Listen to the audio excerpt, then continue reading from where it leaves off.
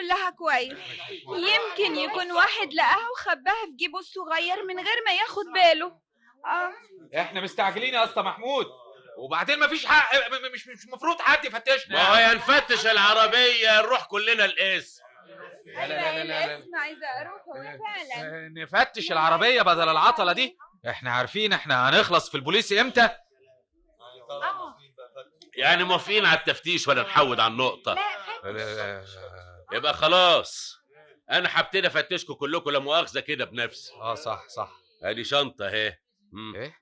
افتحها من فضلك. إيه؟ افتحها يا استاذ. انا مش معايا المفتاح. الله، مش دي شنطتك لا مؤاخذه؟ اصل انا مرسال وهوصلها للشركه في بورسعيد. النظام عندنا كده، الشنطه تتقفل بمفتاح في مصر وتتفتح بمفتاح في بورسعيد. لا لا لا، مش اسمه الكلام ده. الشنطه هتفضل معايا اما نلاقي الاسوره يا اما نروح البوليس. من فضلك صدقني يا استاذ، وادي كارنيه الشركه اللي بشتغل فيها معايا اهو، وادي العنوان اللي هوصل فيه الشنطه. يا اما تفتح الشنطه بالذوق يا اما تفتحها في البوليس. قلت ايه يا استاذ؟ انا مش معايا اي مفتاح. لما نوصل بورسعيد نفتحها في الشركه هناك. ايه يا يسري،